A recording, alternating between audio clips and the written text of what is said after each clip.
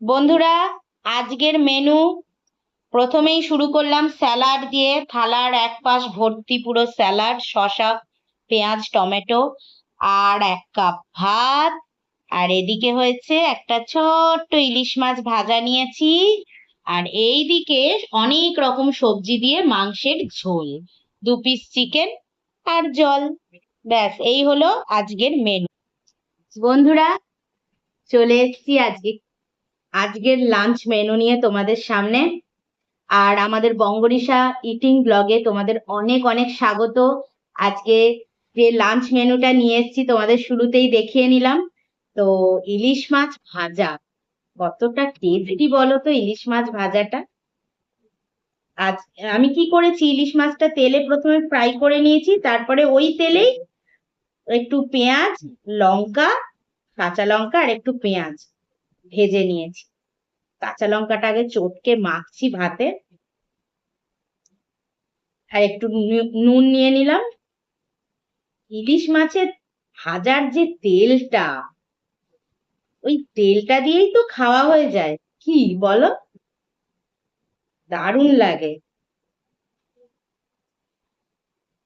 ভালো করে লঙ্কার সাথে পেঁয়াজটা দিয়ে সুন্দর করে ভাতটা আগে মেখে নিচ্ছি।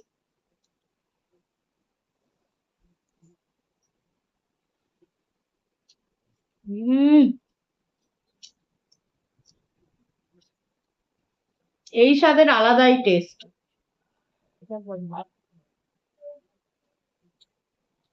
হম, এই স্বাদের ভাগ হবে না, এই স্বাদের ভাগ নেই। যা মারাত্মক টেস্ট লাগছে। হম।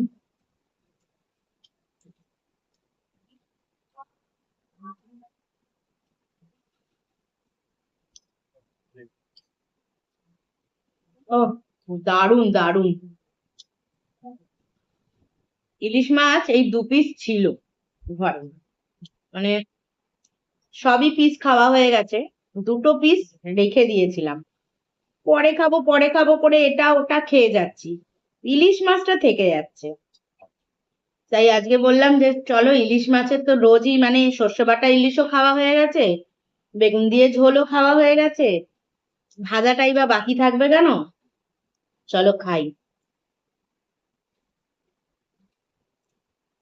ও, ইলিশটা মুখে দিচ্ছি, সে অন্য জগতে হারিয়ে যাচ্ছে।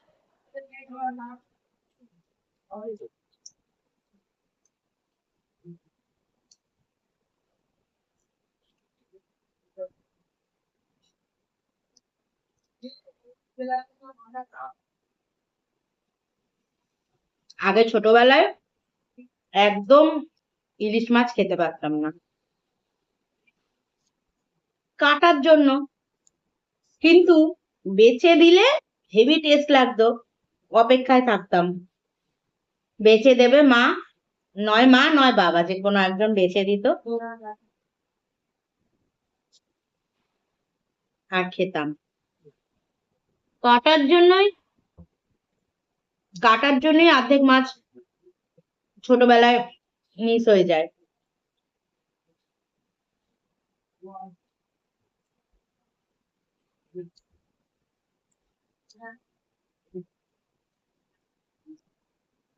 একটু মুচমুচে করে ভেজে নিয়েছি, যাতে বেশি কাটা না বাছতে হয়।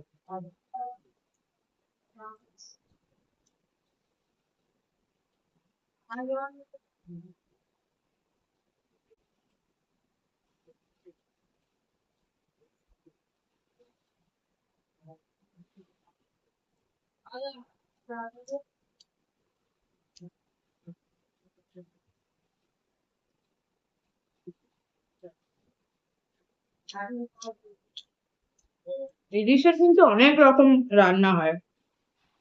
আগে আমি আর মা কি করতাম,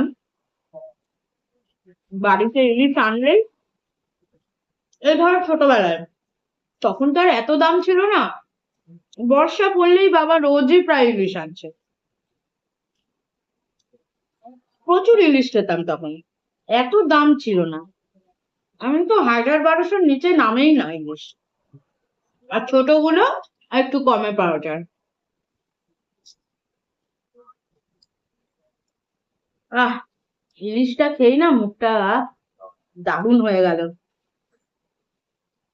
আজকে চিকেনটা কিরম করেছি, যেহেতু ইলিশটা একটু হেভি, তো চিকেনটা একদম হালকা করেছি। অনেক রকম সবজি খাওয়া হয়ে যাবে। কি কি দিয়েছি বলতো? এর মধ্যে গাজর, পটল, ওলকচু, সবজি অনেক রকম দিলে কি হয়, সবজিটাও খাওয়া হয়ে যায়। তবে আমার মা প্রথমে খেতে চাইছিল না, বলছিল এ বাবা এইসব সবজি দিয়ে কেউ চিকেন খায়, আলু ছাড়া আমি খেতে পারবো না। রান্না এমন করে দিয়েছি, ব্যাস, এবার চেটে পুটে খাচ্ছে। আর এর সাথে যদি গন্ধরাজ লেবু একটু মেখে নিতে পারো, তাহলে তো দারুণ দারুণ টেস্ট হয়ে যাবে। সব সবজিগুলো একদম ভাতে স্ম্যাশ করে নিচ্ছে, একদম চটকে নিচ্ছে। আমার আবার একটু চটকে খেতেই ভালো লাগে, জানো তো। ওই সবজিগুলো গোটা গোটা ভাতের মধ্যে রেখে আমার আবার ভাল লাগে না খেতে। বেশ ভাতের সাথে সবকিছু মেখে একদম মিশিয়ে নেব, তারপর হাপুস হুপুস করে খাবো, ওটাই ভাল লাগে।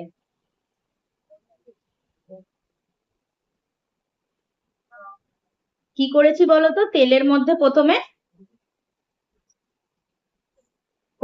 তেলের মধ্যে দিয়েছি হচ্ছে গোটা জিরে ফোড়ন দিয়েছি, কারি পাতা, শুকনো লঙ্কা, গোটা গরম মশলা, তেজপাতা,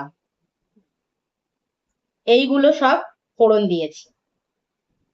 তারপর পেঁয়াজ টমেটো দিয়ে ভালো করে কষে গেছে যেই, সব সবজিগুলো দিয়ে দিয়েছি। দিয়ে অনেকক্ষণ ধরে সবজির সাথে মশলাটাকে ভেজে গেছি। অনেকক্ষণ ভেজেছি, মানে ১৫ মিনিট মতন ভেজেছি, ঢাকা অল্প আছে ঢেকে ঢেকে। বেশ সবজিগুলো নরম নরম হয়ে গেছে, তারপরে চিকেন গুলো দিয়ে আবার ঢাকা দিয়েছি, কষিয়েছি অনেকক্ষণ। তারপর পুরো কষে যাওয়ার পর জল দিয়েছি, দিয়ে ঝোল ঝোল করে নামিয়ে নিয়েছি। ধনেপাতা আর দিইনি, কিন্তু ধনেপাতা বা গরম মশলা গুঁড়ো এসব আর কিছু দিইনি। চিকেন মশলা অল্প একটু দিয়েছি, যেমন হলুদ নুন জিরে ফিরে দিয়ে, একটু লঙ্কা গুঁড়ো, কাশ্মীরি লঙ্কার গুঁড়ো, এইসব চিকেন মশলা দিয়ে এরকম কষিয়েছি। তারপর জল ঢেলে লাস্টে নামানোর সময় আর কিছু দিইনি, কেননা কারি পাতা ফোড়নটা দিয়েছি না, ওতে ফ্লেভারটা আলাদা এনে দেবে। হুম।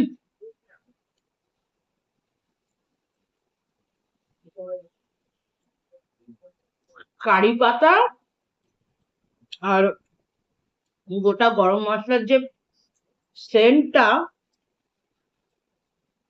ও, দারুণ টেস্ট এনে দেয়।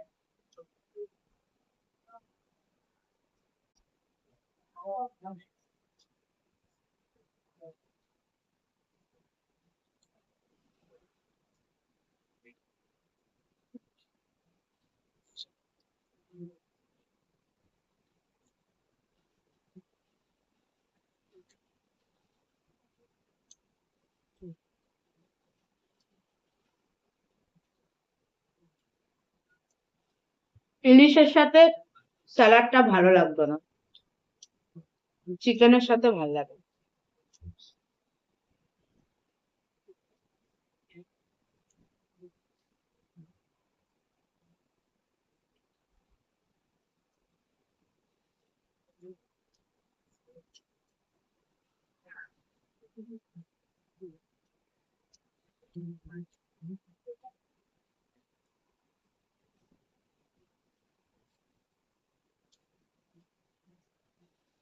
মাঝে মাঝে এমন এমন ঝোল আবিষ্কার করে ফেলি, নিজের আবিষ্কারে নিজেই অবাক হয়ে যাই।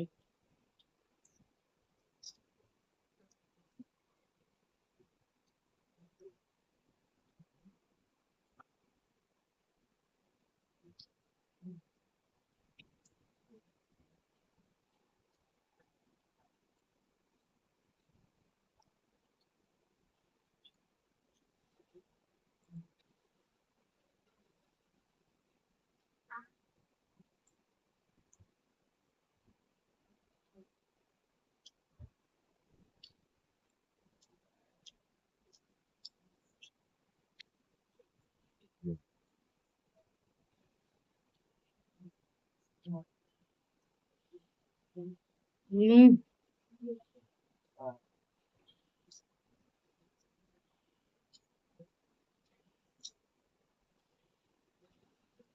দু পিসই চিকেন নিলাম, বেশি তো খেতে পারবো না, দু পিসের বেশি খাওয়া যাবে না।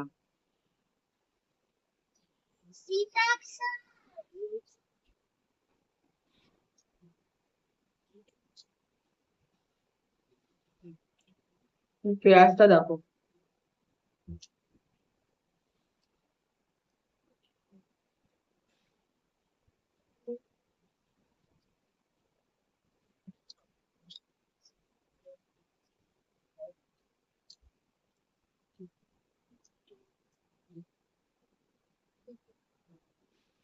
এখন বর্ষার দিনে একটা কি বড় সমস্যা বলো তো, প্রত্যেকের কিন্তু, প্রত্যেকের এই বর্ষার দিন পড়লেই কিন্তু একটা সমস্যা হয়, সেটা হচ্ছে চুল পড়া। যে চুল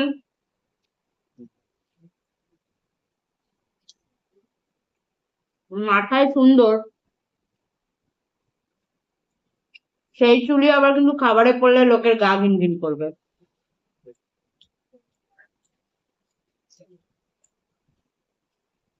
প্রত্যেকের বর্ষাকালে। কিন্তু কিছু কিছু পদ্ধতি যদি অ্যাপ্লাই করা যায় তাহলে কিন্তু অনেক দিক থেকে চুল পড়া বন্ধ হয়ে যায়, অনেক দিক থেকে। বিশেষ করে আমি, বিশ্বাস করবে না, আমার এত চুল পড়তো আগে। কি গরমকাল, আর আমার গরমকালে তো অতিরিক্ত চুল পড়ে বর্ষার থেকেও, কারণ আমি এত ঘামি, আমার আবার ঘাম মাথাতে বেশি হয়, ওই জন্য না তাড়াতাড়ি, মানে আমার প্রতিদিনই প্রায় শ্যাম্পু করলে ভালো গরমকালে, কারণ আমার তাড়াতাড়ি চুল তখন আঠা হয়ে যায় আর প্রচুর চুল ওঠে।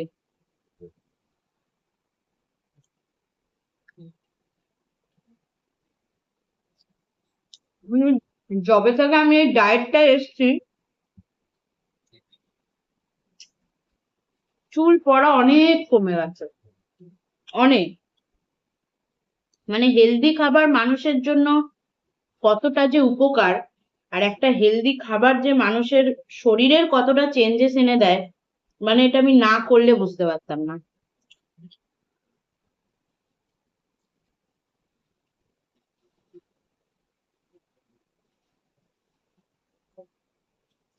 আর সাথে যদি তোমরা একটু যত্ন নিতে পারো,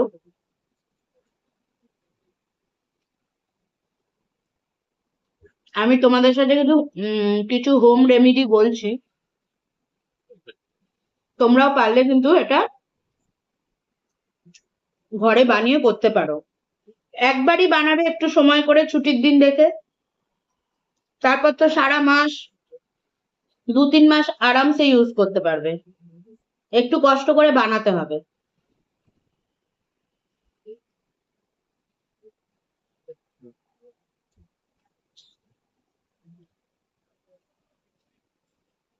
জবা ফুল কিনে নেবে, আমলকি, পেঁয়াজ, পেঁয়াজের খোলা, মানে কুচিয়ে নেবে একদম, কিংবা বড় বড় করেও খোলা হিসাবে দিতে পারো। মেথি দিয়ে তেলের মধ্যে ভালো করে, নারকোল তেলে ফুটাবে, ভালো করে ফুটাবে, ধিমি আঁচে দিয়ে একদম তেলটা দেখবে রং চেঞ্জ হয়ে কালচে হয়ে যাবে।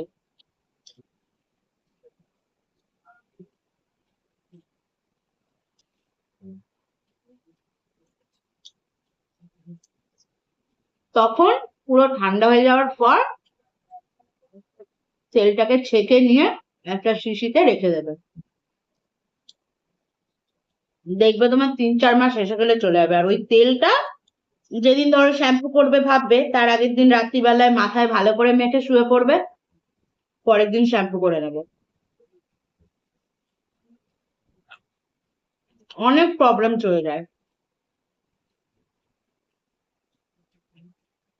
একবারই কষ্ট করে বানাতে হবে।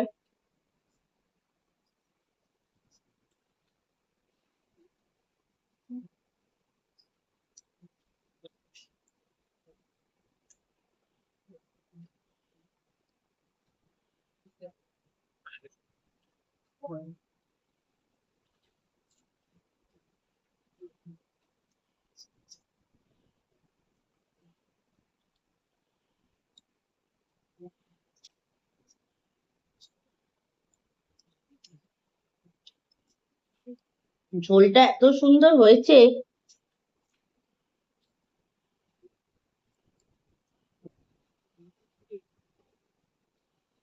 খুব যে গাঢ় ঝোল তাও নয়, একদম পাতলা ঝোল,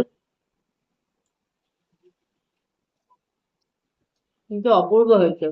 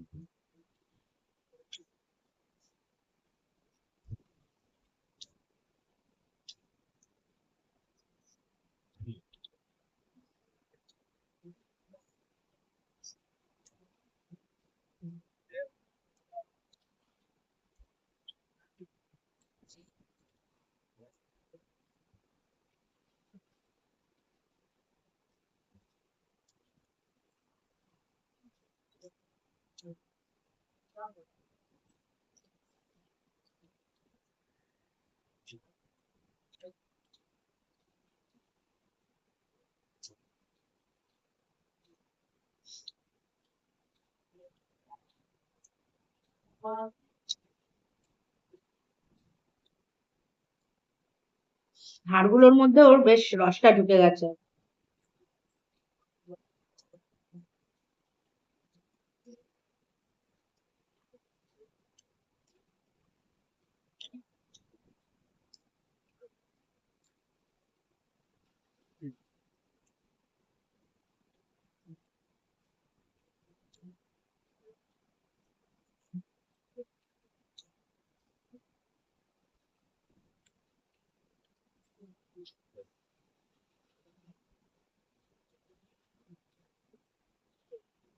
দারুণ খেলাম আজকে, একদম সিম্পল।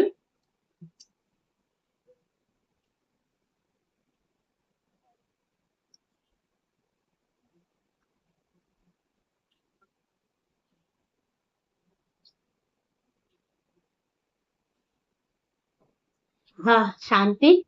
চলো, তাহলে আবার আগামী দিন নতুন লাঞ্চের সাথে হাজির হব। এখনকার মতন টাটা। আর ভালো লাগলে ভিডিওটা প্লিজ লাইক কমেন্ট সাবস্ক্রাইব করে পাশে থেকো। চলো, টাটা।